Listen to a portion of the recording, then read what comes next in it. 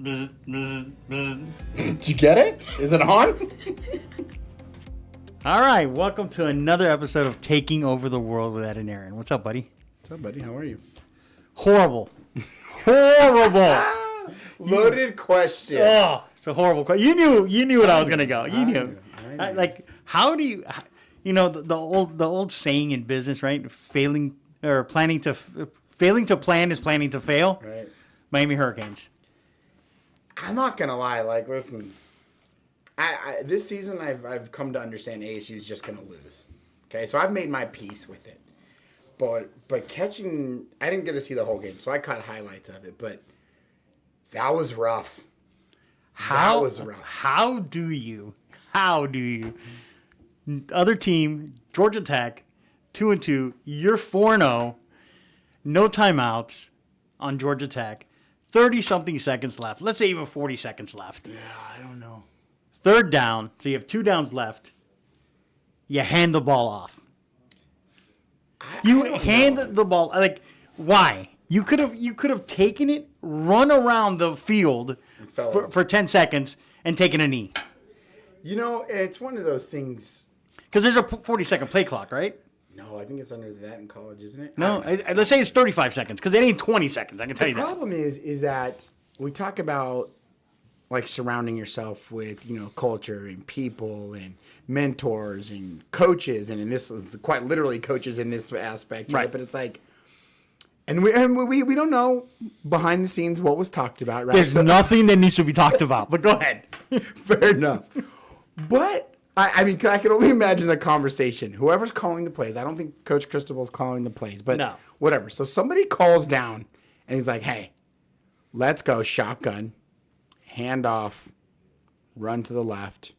We got this." Yeah, but not even a jet sweep. Like, let's run right up the tackles. Like, let's do this right in front of where the most people are standing. Like, I'm sorry. Like, my point is the levels of people, right? We have to have checks and balances, right? Like, we have brokers here. We have commercial agents, residential agents. That would be like me being like, I'm just going to run right into a commercial. Like, I have no business being there. Like, at what point does somebody not be like, whoa, wait, do we have a timeout? Because I think we should call one and discuss this. Because what I heard you say was, let's run the ball. Let's risk the snap, risk the handoff, risk the fumble.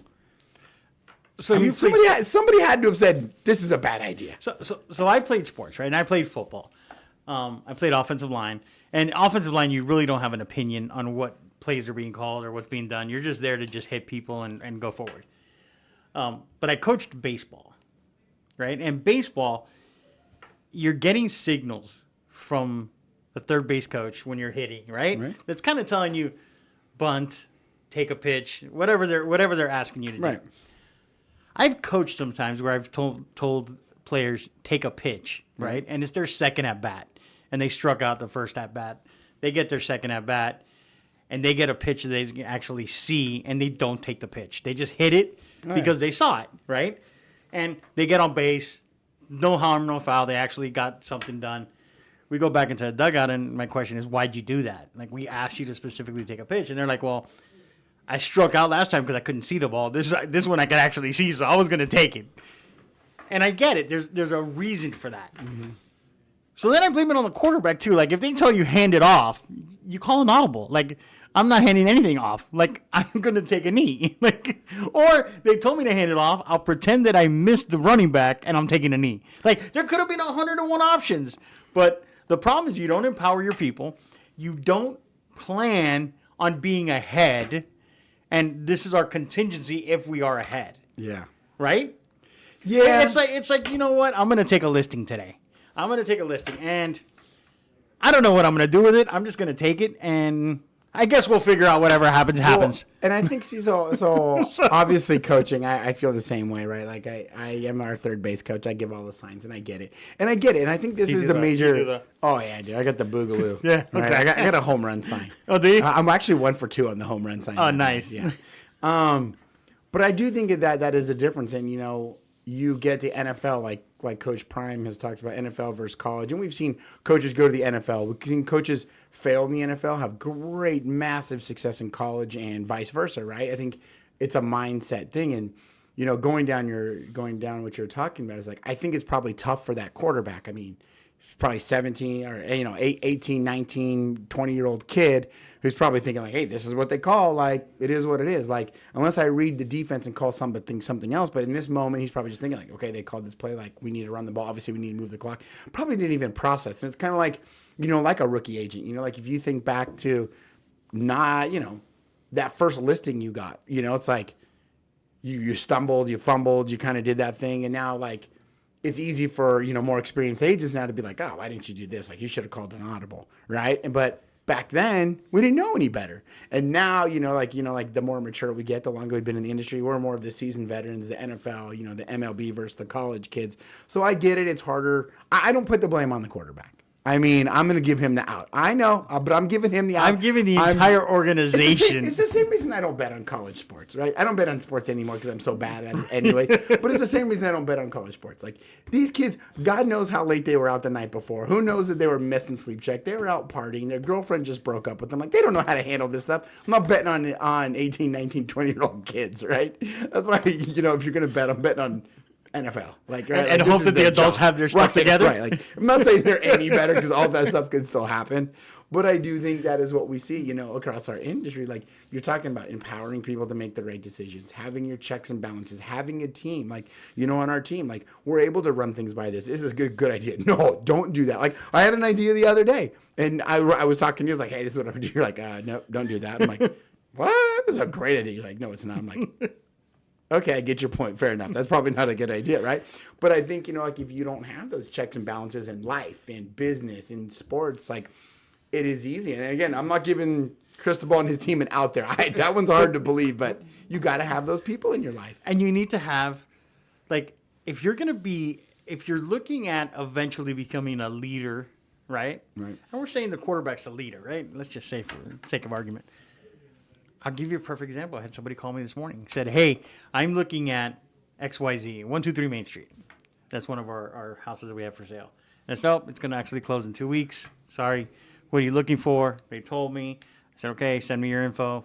We'll find some stuff and get it to you. Went to Jennifer. I'm like, hey, carte blanche. This is what they're looking for. This is what they're going to do. Send it to them.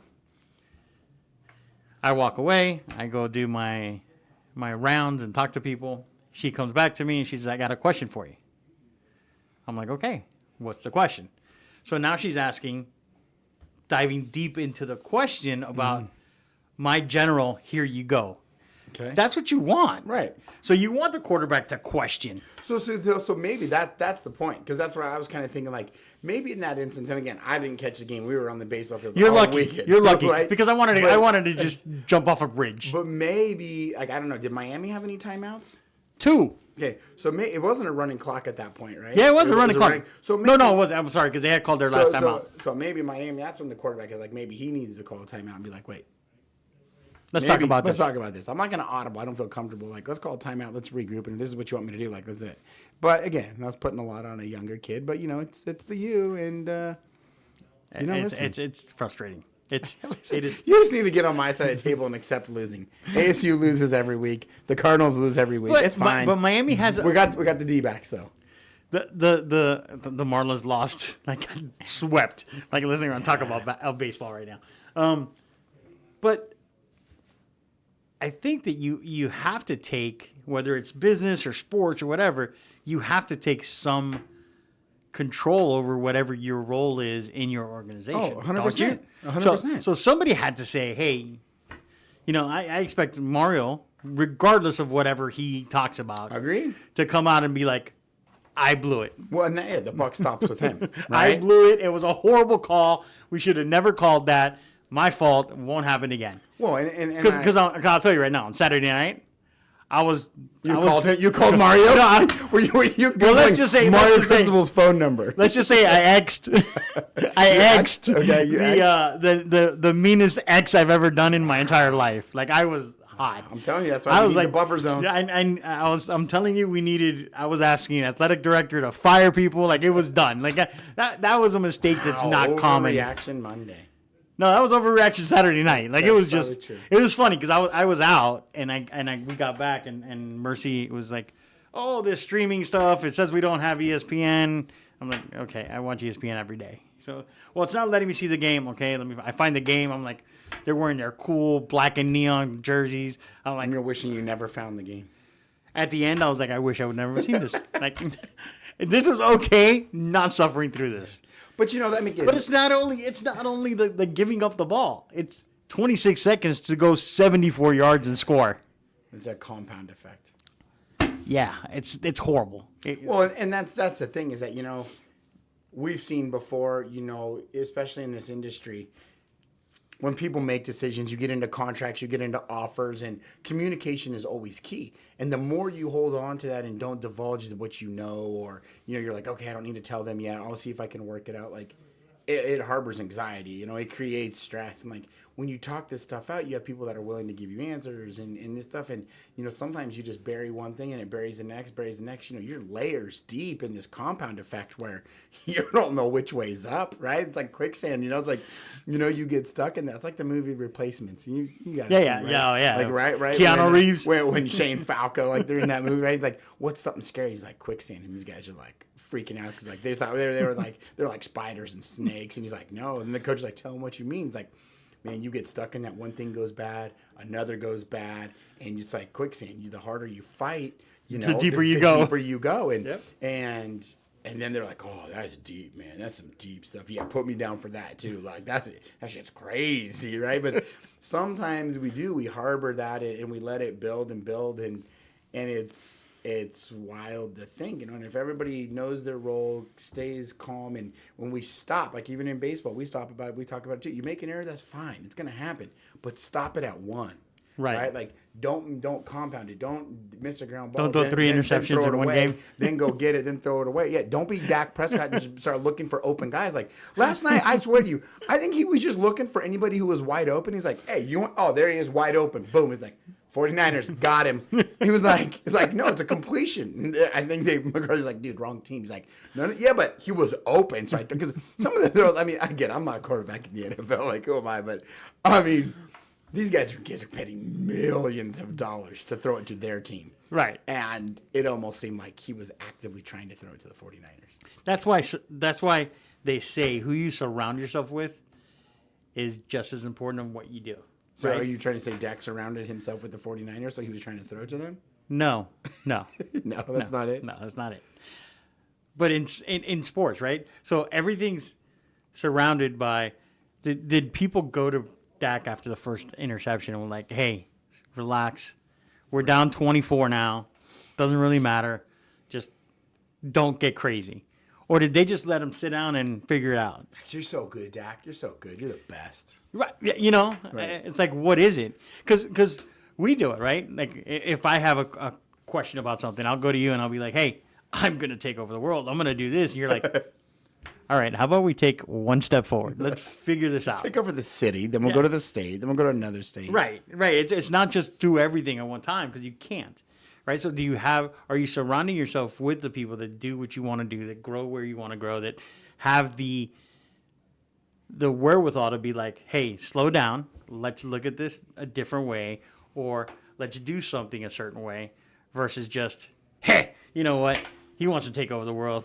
He's the brain. He's going to just do what he wants to do. Just let him go. Well, that's interesting because that's a great segue into the nastiest three-letter word that I know right now. Ooh. And I had this conversation. What is it? There's a lot of nasty three-letter words. I'm not going to give you. I was going to play Family Feud, right? I polled 100 people, right? But I didn't poll anybody. But this has been a topic that my coach has been talking about, and we had a mastermind this morning. As I'm baseball field, sun drained, hungover this morning. Get on my call at 6:00, and we continue this conversation with about 20 people in this mastermind group. And nastiest three-letter word: sports, business, life. I'm going to give you three guesses. A nasty three-letter word. Wow. Yeah. Riddle me this. Come on. We polled 100 people. We put the top three answers on the board. Three-letter words. Three-letter word. Now I feel like these people that on the Family Feud that said, give me a. Don't overthink it. Three-letter word that gets you in trouble. sports, life, relationships, work. I don't know. I'm trying to think of a 3-letter word. There's a bunch of 4-letter Listen, words. are we gonna? Yeah, 4 letter. We're gonna end up playing Wordle here. Okay, the I don't play Wordle because I suck. The first letter is it. First letter is E. Gabby, you got it yet? You got it? No. Okay, so I'm not the only one in the room that can't figure it out. Second letter is G. Ego. Ego. There we go. Right? The Figured it out. nastiest 3-letter word. And so my coach tried to ask me, he's like, when you hear the word ego, like, what is your definition of ego? An arrogant person that thinks he knows it all. Okay, fair enough, right? That was the same way I went, right? Self-centered, putting myself first, But think about it this way. Ego being the fear of not being recognized. The fear, right? Because you think about it, like, right? A lot of egotistical people, they want to put themselves first, right? Right. But what does it truly mean? Like, they put themselves first because they have the fear of not being recognized, right? You think of like the agents. I am top 2% in my brokerage, right? We've talked about these awards, and they're always posting that. Why? The Why are they posting top 200 when there's 700 people on the list. Right. Top 50%. Like there's two agents in your office. I hope you're in the top 50%. Like, right? But we talk about ego. Right? These people, and I've been guilty of it myself, on the sports field, and that's why I think there's a difference between arrogance and ego. And I don't know. Listen, I'm gonna quote my boy Kid Rock. He might have said it best when he says, "There's a difference between being cocky and confident." Right? Yep. Like confident, you deliver on. Cocky is somebody that just they think they're the business, but they're not. Right? So ego, going back to the fear of not being recognized, things like that, is like these people post this because they want their recognition, right? They need people to know that they're the top XYZ. They have the home of the week, which is never even their listing, and they've done this, they've done that. Like we all know the more real estate agents post about like the market or they're at an open house, like most of those people aren't doing the business. Right. It's the people that, they don't care if their name's on the board, right? They don't care about this and that. They care about going after their clients, taking care of them, being purposeful, right? I think we talked about it the other day. When does like the market, like when does taking care of your client truly kick in? It's after you close. It's after you close. Right? Because they expect contact during the transaction. We've laid out this foundation, and especially with our team, we've gotten more and more focused on providing value from day one of our first interaction to laying out plans for them, bringing in lenders to speak with them, laying out 60-day credit plans, laying out this, that, like putting video content together that's going to walk them through first step to last step of their transaction. But to your point the other day, is like, we focus so much more on putting our clients first that we also recognize, and you had a great point last week, is that our real job of taking care of our clients start afterwards, because that's when they moved in. That's when we got to make sure their water heater hasn't exploded. If it does, how do we help them? We got to make sure that the floor they wanted to remodel has been taken care of. Do they need anything with it, right? Taking care of them. Because a lot of agents are just like, all right, I got my commission check. This is all done. About me. Yep. My ego's checked in. I'm going to go ahead and post that I've closed another deal. Go ahead and go up to the front office, make sure they update the board so everybody can see my name up there. Where our team is more like, that's great. That's great. What's next? If you want to put us out there, that's up to you guys. Like, we ain't putting that stuff out there. We're about making sure our clients are taken care of, moving on, So again, I think that comes into people's ego, and, it plays a role in sports too. And it could be argued that, again, I'm sure Dak's a great quarterback. I've seen him do good things. I've seen him bad things. But, did his ego get the best of him last night? Like, did he want to make sure that he was the savior, Well, I think talking about ego, right? So I think that's what limits the growth of a lot of people, right? So for sure. So some people want to be in the room and they want to be the smartest guy in the room. Oh, yeah. I actually want to be in rooms where I'm the dumbest guy in the room.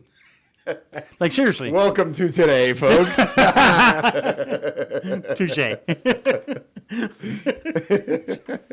But I want to be in a room where everybody around me is doing much more than I am. 100%. That's growing, so that I can learn from them on how to do it. I don't want to be in a room where everybody wants to learn from me. Oh, yes.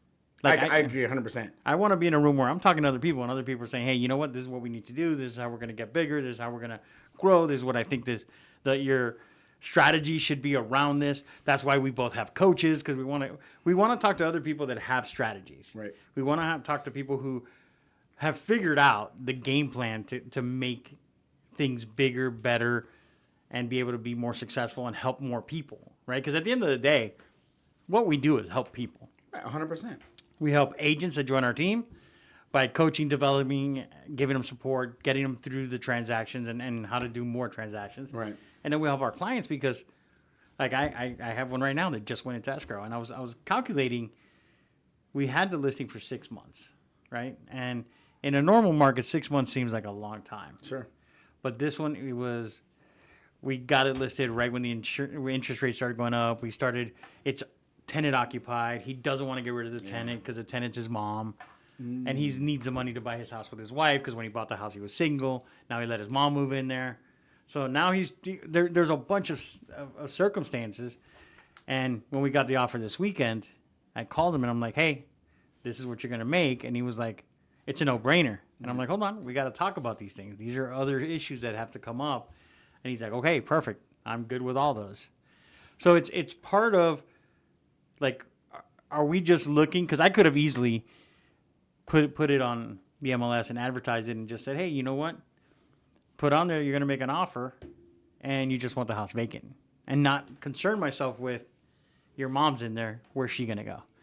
And yet we planned, again, failing to plan is planning to fail. We game planned around, we need that person, the tenant, which is your mom, to stay there and be able to stay there for at least 7-8 months while we go through this. Well, I think it goes back to a lot of people take path of least resistance, right? So when you saw that there was obstacles in their way, most agents will go into a listing appointment and, you know, like if we've got the property valued at $500,000 and there's a couple things we need to happen, and then the people are like, we need to sell this at $650 and blah, blah, blah. Agents are like, yep, cool, I'll do it. Then they wonder why, you know, the experience sucks. Right? Because now they've laid out these like expectations that, yeah, like I can do that. Like, no, like you need to work for your clients, and working for the clients starts with being truthful and honest for them and handling things like, okay, we know showings are going to be tough. Your mom's in the unit. We know this or that. But when agents go in and they're just like, they'll take anything they want just to have the listing. Like sometimes like that's just not what you need. And I've told clients before in the meetings, like, listen, if you want to hire somebody that's just going to say yes to everything you want to do and not tell you and lay it all out, that's fine. But I'm not that guy. Like, I'm going to be honest with you. I'm going to be truthful for you. I'm going to let you know the good, the bad, the ugly, because that's my job, right? Like, I'm not going to sit here and tell you I can sell your house for $650 when I've got the comps and stuff valuing it at $550. And truthfully, I don't know what your house is going to sell, right? This is an estimate. This is a guess. I mean, this is an this estimated is the best guess, right? Like, ultimately, the only one that's going to know what your house is going to sell for is the person who buys it. Because they're going to tell you what they're going to pay for it. So the market will determine that. I can get us close, but if I sit here and agree with you and be like $650 and I can get your listing, great, I'll do it. Okay, well, how are you going to look to that client when that thing goes a month, 2, 3, 4, 5, 6, 7, 8, when you know it's a price point issue, but you don't want to have that conversation with them because you are so afraid to lose the listing. I'd rather not take the listing. Right? Or like, even with buyers, right. Even with buyers, when you know that, hey, we're going to come in at this price, but we really think it's going to sell around this price. Right. And when you see, especially like on the commercial side, when we see that we get to that level and we know that, hey, if you fix it up, you can go up and rent, you can do this, or you can add value to it and make it worth more money, then really what are we looking at? Like, are you looking at a short term or are you looking for a long term? Like, where are you trying to lay it all out? So I think that in business and in personal life, I think we all. So ego, I think, going back to your 3-letter horrible word, it gets people caught up in the wrong groups, right? So ego is going to put me in a room where everybody wants to talk to Ed because Ed's the main guy. But it's not going to help me. I want to go in the room where nobody knows who the hell Ed is, and Ed's got to earn his way to where people now know him. And then when you get to that level, what do? Do you stay in that room, or do you now say, hey, you know what? I need another room with bigger people in it. And then because are you looking to grow as a person? Well, it's like a baseball player, right? And there's that commercial. I don't know if you've seen it where they're playing like rec league, and the coach of the rec league team's like, yeah, Derek, come in and hit the ball. Yeah. Right? Yeah, the easiest decision we ever made. Right. The other Derek. Yeah. the other Derek. He's like, okay, rookie. And he goes and he hits the ball and it off hits the scoreboard. Off the scoreboard, destroys the scoreboard, right? Derek Jeter goes up and hits it, right? Like, realistically, would that be the rec league that he's going to play in? Right. You know what I'm saying? Right. Well, he's going to destroy those guys. So it's the same thing. Peyton Manning. Does Peyton Manning go play flag football with 50-year-old guys that couldn't play college football? I did see that Peyton Manning is the head coach of his 12U Suns flag football team, and Terrell Davis is the running coach. Could you imagine? It's got to be fantastic, dude. Could you imagine rolling up to a 12U football game and seeing Peyton Manning on the other side? And I think it was Terrell Davis. Yeah, it is Terrell Davis. He's like, yeah, we got 206 plays on our play sheet. He goes, his son's the quarterback. He goes, by the end of it, he's gonna have a wristband that goes from like his wrist to his shoulder, trying to read everything. Can you imagine him going up there? XY 45 Omaha 50-degree left, right, blue, purple, orange, green. Like what kind of signal compared to the other ones that are just going like 34 right, 34 right. That's it. Fine. The last thing I want to touch on is that I think you said it best too. Is that I think we all agree is that show me the top 5 people you hang out with or associate with, and we'll show you what the rest of your life's going to look like, what your income's going to look like, and I think about it is that. I don't mean this in a bad way or disrespectful to myself, but I want the group that I hang out with, like the fathers, the husbands, right? I mean, I start to look at them when we're out and we start talking and stuff. You have a cocktail or two, and you start thinking about the people you associate with, and I'm looking at like Air Force pilot, fine arts division, high level. Government jobs, attorneys and stuff. Yeah, and I'm just high level attorney that goes to trial. Like those kind of people. I'm looking around, looking at some of these people, and I'm just like, dude, I got to up my game if they're going to kick me out of my circle, out of this circle, dude. I'm like, and they're so supportive. They'll always be like, dude, you're crushing, you're doing this, you're doing that. And I'm just like, and my group pumps me up as well as I think we all try to pump each other up. But I'm sure we all have aspects where we look at our inner circle and we're like jealous of each other for a little bit. But it's like, you're right. Like that group that you associate with, like I'm lucky to have a good group of like friends, and our text thread's called Dudes Chat, right? Like, because it's like the dudes, like, but you look at them and they're like high producing individuals, good at life, good husbands, good father, like things like that. And you're just like, when you're in that right circle. So we got to find better circles. No kidding. Well, yeah. I don't know if they'd let me in, but whatever. We're gonna reevaluate our circle. I'm good with mine. Okay, I just hope they keep me in it. All right, bud. Nice little rant today. Today was a bad college football day. Yeah, well, but whatever. It is what it is. Whatever. But ego, good word. Put it in check. Yep. The fear of not being recognized. Get over it.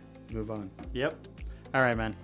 See you next week. All right. Good luck contacting Mario. I will.